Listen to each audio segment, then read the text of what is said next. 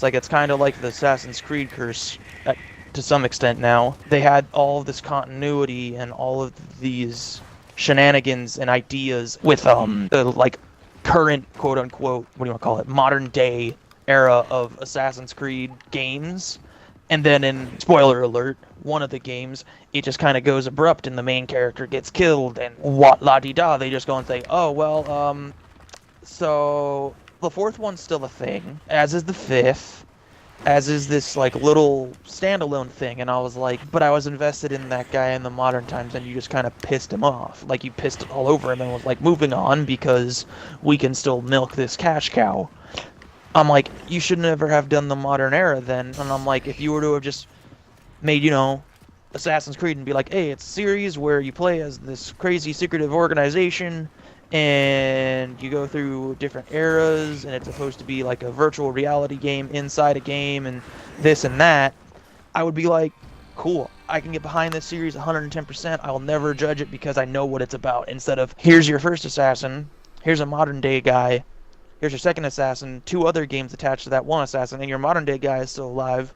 Here's your third game, modern day guy now dies, and now you just play faceless protagonist because that's what you are at this point. It's like you're just a gamer in a gamer world. Not even we know what's going on now. In terms of modern day, I'm like, in terms of like, you know, playing Black Flag, I got it behind Edward Kenway 110%. I'm like, this guy is the tits. I'll be a pirate with him any day. And I'm like, I gotta play with Blackbird and all that crap. And I'm like, that's a-okay. But I'm like, just let me stay in that universe then. I'm like, same thing with the Assassin's Creed movie. And that was the biggest fault. Like, I loved that movie. That movie was freaking cool. But the thing that hindered it was the fact that the producers couldn't understand that we, as, you know, the gamers who have played, I don't know how many games there were before that movie came out, we just couldn't wrap our heads around the fact that it's a video game. Like, he's in a video game. Like, it's a virtual video game right now that this guy is in. So in the movie, they go and say, here's a chase scene. Halfway through the chase scene, he makes this big jump, and then you just see it jumps to the modern day, and he's being hung up by this giant claw, which honestly was a brilliant tactic in terms of what the Animus should look like, because that makes sense. Compared to, hey, you're going to lie on a bed for like 7 days, and then somehow your body is just going to let you climb up this wall. So I was like, that was a good move in terms of the movie aspect. It's an animated world as he's in a computer. Do that for like the first running sequence of him climbing up buildings and then the first fight, but then don't keep showing us that. I get it, he's in a computer. Instead, they're like, a spear gets thrown, and then I don't know, you see Michael Fassbender, and he's like just doing this choreography in this like big huge circle, and I'm like, I saw this like 30 minutes ago and I'm not impressed again. I couldn't get into the Assassin's Creed movie. I just couldn't. I just felt like it was too. I felt like it was too all over the place, and it was like. It was. It was trying. As someone who, as someone who likes the Assassin's Creed games, you liked it. Me, as someone who didn't play the Assassin's Creed games, which, let's be honest, that's the target audience, people who don't know about Assassin's Creed. On. I couldn't follow it. I thought it was a terrible movie. It's the same problem I had with Warcraft. I've noticed that, like, all of the Warcraft fans are like, oh, this movie was great, I loved it. But people who don't play Warcraft were like, this movie is fucking terrible. What are you guys talking about? Exactly. And then there's, like, this massive war. But it's, like, it's one of those things where, like, you have to recognize that if you're going to release a movie in the theaters, a big-budget movie, advertising everywhere, it's no longer for the fans. People trying to defend the Assassin's Creed movie and the Warcraft movie, saying like, oh, it was made for the fans, you're supposed to know the lore going into it. No, fuck you. That's a terrible criticism. That's not a legit criticism. If it was released for a big budget in a movie theater where anyone can go watch it, it is not for the fans, it is for everyone. And I go back to my criticism of the DCU. Why don't you demand more? If your movie was crappy, why don't you demand more? Warcraft was a bad movie. And I'm sorry, Warcraft fans, but it was a horrible movie. If you didn't know the lore, it's a terrible movie. And to be fair, it's kind of like, I would say that's also the same kind of mentality on, like, certain movie, like, book adaptations, like, the Dark Tower series. I watched, well, the Dark Tower, I was going to say, because I went and saw the Dark Tower, and I read the first book. I'm a huge fan of the movie, truth be told, but a bunch of, like, in my brother, who's never read the books, he was all into it too. He was like, that movie was fucking awesome. He was like, Roland was awesome. Like, everything about that movie was amazing. And I was like, coming from a book reader standpoint too, I thought it was a really dope thing. But then there's those people who are like the super diehardies and like, nothing is ever good because I said so, because it didn't line up with my vision when I read the bloody book. I'm like, then don't ever go to a movie again, because I'm like, you'll never be happy with anything, ever. Just don't. That's the risk you run, too, when you... Not even the risk you run, too, when you're making a book adaptation, when you're making an adaptation of something where there's no visuals to play off of. Yeah, and like, Assassin's Creed, you have that initial vision, and they did it. And I would say, like, I'll say this, like, I think this is going to be my final thing, maybe, in terms of Assassin's Creed, and that was... There's interviews of Michael Fassbender saying it is going to be the best video game adapted movie. I 100% agree. It is the best video game adapted movie. Is it a good movie? Not really, no. Coming from a standpoint as a fan, I enjoyed it on occasion. There were some cool ideas and cool bits, and there were some cool action sequences, but it's not a good game by any necessarily means, but it's the best video game adapted movie because it was honestly the most faithful. Like, Uncharted, I feel, is going to be the movie that's finally going to officially break the stupid video game curse in that regard. I feel what they should do with video game adaptations is the people who are making them, you know, kind of pay respects to what it was and what is going to happen, but don't do a retelling. Like, for Uncharted, don't retell the very first Uncharted game or retell Uncharted 2 or 3 or 4, but like, say, yeah, it's like he did that one story now of, like, you know, the very first Uncharted game where, like, he goes and he finds this treasure, and it's like, that's happened, alright. But now, we're gonna tell you a story in between the first game and the second game that we have absolute all the rights for, and it's gonna be our own little extravaganza. It's like, but if you know the lore, it's there, but you don't, it's not gonna necessarily hinder you. It's like, we could do a quick little recap, like, do like, he did this, he did that, and like, in terms of like a story aspect, it's like, have it be like he's signing books and he wrote a book, and people are like, did that actually happen? And have like a highlight of like Nathan Drake doing this crazy shenanigans, and then be like, the video game fans who did play are going to be like, I remember doing that in the main game. Like, that's something that they took from the main game. And then they're like, guess what? That's the first 30 minutes of the movie, is just us kind of saying, here's where the character stands from a video game perspective. But you know what we're going to tell is something that has not been told yet. We're not adapting. We are just adding. We are taking established canon and adding to it, rather than trying to tell all of the canon and say, screw all of you guys, you should have played the game. It's like, pay respects, but don't retell. That's all it is. Don't retell it.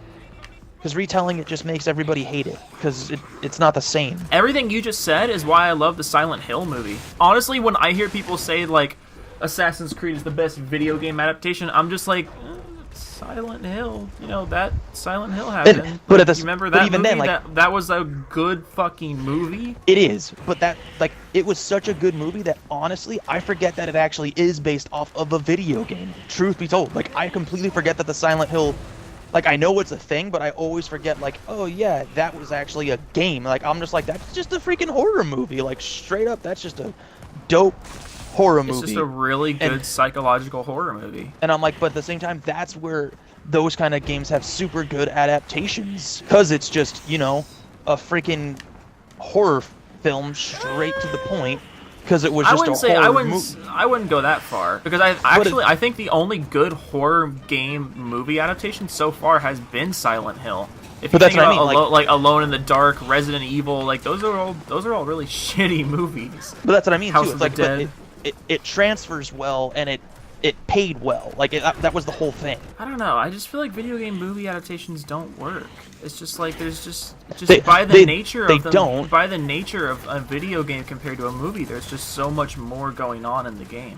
And part of the reason why a game works so much better than a movie is because when you're in a video game, you're playing this character, you're actually contributing to the story. Even if the story is linear and it's not even like an open-ended story, it's just like a point A to point B story, you're still contributing to it. You still feel like you had a say in what happened. Which is why something as simple as Modern Warfare 2, a game with a like, if we're being honest, Modern Warfare 2, Call of Duty 4, and Modern Warfare 2 have a pretty simple story. But, like, the reason why those are so good is because, despite the story being simple, the set pieces are amazing, the characters are great, and you the gravitas like, of everything. And you feel like you're contributing something to it. Every single time a video game movie has been made, the people who are making it feel like they have to retell the main plot point, the main story, the main everything, and treats the gamers who have spent all of these times, like, with whatever character it is, like, it just completely goes down the pisser. Or pull a Tomb Raider. And by that, I mean not the Tomb Raider movies, I mean the Tomb Raider reboot. I mean, like, literally, if you're going to make a video game adaptation, do what Square Enix did with the video game reboot back in 2011 or 10, whenever that reboot was. Where you take the concept, you take the characters, put them in a new world, a new, darker, grittier, more realistic world. Because that was something I didn't think would work. I didn't think the Tomb Raider reboot was going to be any good. I thought we were going to have a fucking Bomberman Act Zero situation on our hands, where you have a character in a super dark world that just doesn't fit. But that game was fantastic. But it's like, that's honestly the only thing I could think of to help any video game movie ish thing. Pay respects to what is made. Don't rehash what has been made. Don't do it. Doesn't have to be a sequel, doesn't have to be a prequel. Just don't retell what's already happened, and don't fuck with the lore. It's cool if it's not and it's canon, like, even but then, don't if you were create just any weird plot holes by being not canon. I know Nintendo is shitty with movies. Super Mario Bros. Don't talk about Super Mario Bros. We don't talk about things that don't exist. One Nintendo movie I would actually be really stoked to see. What if they made a movie out of Subspace Emissary from Smash Bros. Brawl? That or a Metroid movie. I would pay so much money to see, like, not necessarily a first-person shooter version of Metro. God, don't ever do that like Doom did at the end of, like, the Doom movie in 2004. That was the one moment of Doom that I liked, though. That was the one moment of the Doom movie that was cool, was that first-person sequence. I know, and I agree with that. But still, I was like, it was the most fun for us gamers, because I'm like, this is literally just the game on a freaking rail shooter for us, and we're not doing anything. We're just watching cool stuff happen. Like, but with that, take the Metroid series, and you know what you do with it? You make it a horror movie. Nintendo would never do that, but I would pay so much money for they wouldn't, for a Metroid horror movie. But it's like, maybe not even a live action one. Like, I would be down to see an animated one. Like, do the Castlevania treatment like they did on Netflix. Like, did you watch that yet? Not yet.